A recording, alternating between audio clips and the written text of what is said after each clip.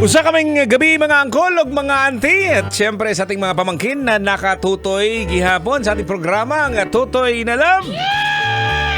Ayan, at syempre kasama nyo pa rin ang inyong Uncle Totoy. Ayan, Uncle Totoy ba to? Para sa ating programang Tutoy na Love. Kumusta naman po, Uncle? No? Friday weekend po ngayon. Ano bang lakad ngayon? Siguro sa ganitong oras, no? Nanonood ka siguro sa akin ngayon, no? Sa Facebook Live ng Love Radio Manila. Ayan, magandang gabi sa mga nanonood po sa TikTok. Hello po sa inyo at welcome po sa ating programang Tutoy na Love. Anyway, sa mga nakatutoy din sa atin, no? Nakikinig sa atin sa 90.7 Love Radio. May gabi mga angkol, may gabi iti, may gabi din sa ating mga pamangkin. At ano ba meron ngayon, no? Biyernes! Bilis ng araw mga kabisyo, no? Kalain mo, isang linggo na lang mga kabisyo. At sweldo day na naman siguro, no? Pero sa ngayon medyo kapos ka sa pera kasi binayaran mo lahat-lahat ng mga due date mo. Tama-tama yan mga kabisyo. Sabi ko nga kahit na wala tayong maipon siguro, no? Na konti, dahil nga inuuna natin yung ating mga babayarin. Tama-tama yan mga kabisyo kasi mahirap naman din. Hindi ka makakatulog. Ewan ko lang kung ikaw, Col, ikaw, te. Naranasan niyo ba yun? May utang ka tapos may biglang kumatok sa gate ninyo. Kinakabahan ka tapos sasabihin mo sa anak mo, sabihin mo wala ako, ha? Di ba? Ayan. Anyways, hello at matanong lang kita, Col, no? Ante, no? Ayan. Kailan ba yung huling uwi mo sa iyong lupang sinilangan? Kailan ba yung huling uli mo sa inyong probinsya? Yeah, words. Kailangan pa bang i-memorize yan? Basic siguro, no? Nakauwi ka siguro panahon pang mampor. Medyo matagal na siguro, no? Dahil isa sa mga rason dyan kung bakit hindi nakauwi. Walang pamasahe, walay plite. Ay, basic naman yan, no? Bakit? Basic? Siyempre, madali lang yan mga kabisyo. Mag-ipon ka lang. Kahit sabihin natin ilang years ka dito sa Metro Manila, magsubi ka ng konti dyan para sa inyong pamasahe. Tapos, a few months before kang bumiyahe, ayun, bumili ka advance ticket buying. Yun yung sikreto para medyo mura-mura. Ano ba yung sasakyan nyo? Aeroplano ba? Basic, ang dami. Gusto mo, ano bang barko? Kailangan pa bang i-memorize yan? Ano? Bus? Ang dami mga kabisyo. Alam mo, kung gusto mo talaga, gagawa ka ng paraan. Tama, no? Alam mo mga kabisyo, mahalaga talaga ang makapagbakasyon ka sa lupang sinilangan. Tayo mga Bisaya ba? Ikaw, taga Visayas, Mindanao ka. Mahirap po sa atin kasi malayo Kung ikaw naman bandang norte lang, Ilocano siguro ikaw, bandang Ilocos, somewhere in northern part.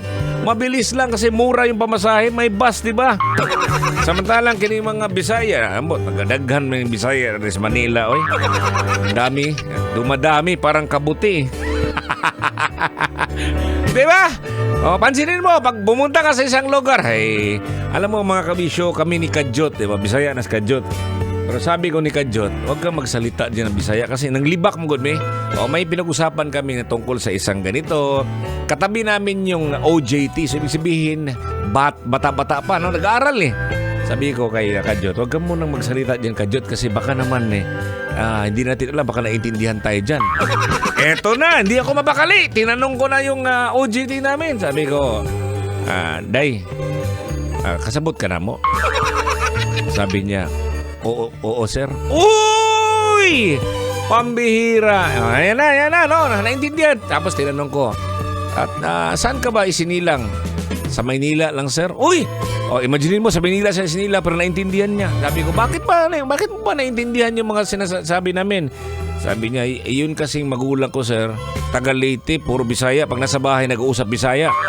Walang choice, talagang naiintindihan niya. Tsaka makapagsalita siya kasi kwento pa niya, medyo siguro once a year sila umuwi sa probinsya. Once or twice, once a year or once every 2 years. Imaginein mo yan mga kabisyo. Di ba? Pero daghanas mga kagwang dire. Oy! Ayan, at eto, alam mo mga kabisyo, ang pagbabakasyon kasi sa lupang sinilangan po ay may malaking kahalagahan para sa mga tao. Ayan, eto na, babanggitin na natin ang isa sa mga dahilan kung bakit mahalaga ang makapagbakasyon sa inyong probinsya. Ikaw, ikaw, Col, tsaka sa pamangkin natin, may probinsya ba kayo? Yung isang pamangkin natin, yung estudyante, tinanong ko kung meron ba probinsya, sabi niya, hindi ko alam po, sir. Hindi siguro dinadala ng mga magulang, no? Kaya shout out sa mga magulang na madalas umuwi sa kanilang probinsya. Oh, di ba? Eto na! Reconnection sa kalikasan. Reconnection sa nature po, mga kabisyo. So marami po tayong mga lugar sa Pilipinas ang mayaman sa natural resources. Oo. So ang pagbabakasyon dito ay nagiging pagkakataon upang makapag-relax yan at makalanghap ng sariwang hangin na nanimahog tae o karabaw.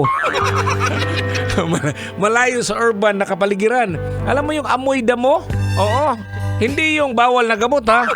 Kasi literal, pag nandun ka sa probinsya, yung nangangamoy yung damo, yung talagang karabaw grass, ganun. Oo. So yan, isa sa mga maganda yan, mga kabisyo. Babasahin natin sa mga nag-comment sa ating fan page, no? Sa Totoy Bato Official, mga dahilan kung bakit ayaw mo munang umuwi sa inyong probinsya. Sabi ni Marv's Dapog, walang ipapasalubong sa buong barangay, Col. Alam mo, pag galing ka sa Metro Manila po, mga kabisyo, pag uwi mo, para kang artista. Ewan ko lang ngayon, no? Nung araw, pag uwi mo, nako, umaasa sa'yo. Tapos ikaw po, mura po kang artista pong kagwang. Sige, ako na bahala dyan. Sige, dito, may pera. 1,000, 70 mil. Ayan, mabili ka ng anong gusto mo. Di ba? Ganon yun. Sabi ni Lea Manulong, wala pa nahuman ang payagtoy. Hindi mo na siya uuwi kasi hindi pa tapos ang bahay kubo, payag. Col, malaki ba yung payag mo sa probinsya? Bahay kubo ba? Ayan. Next Garcia.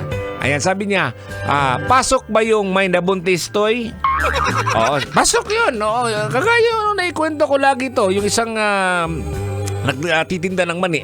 Medyo may itsura naman yung titinda ng mani. Tinignan ko naman yung kamay. Parang hindi siya yung trabahante ba? Makinis yung kamay niya. Tinanong ko yung lalaki. Sabi ko, ba't ka napunta sa Maynila? Sabi niya, sir, kung alam mo lang, hindi naman ganito yung trabaho ko sa probinsya eh. Hindi po ako naiinitan, sir.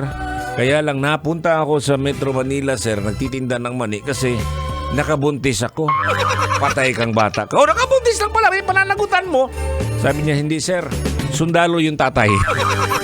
Agay, tigbasan ka. Apatay kang bata ka. Junex Somblingo, sabi niya, kay wanted man sa barangay toy, oy, ni Iskapo. Pambira naman. Sabi ni Erwin Cortado, ayaw sumama ng anak ko dahil natatakot siya sa pating. Ayaw ko namang iwanan ng anak ko. Baka barko yung sinasakyan nyo. O kaya yung pambot, di ba?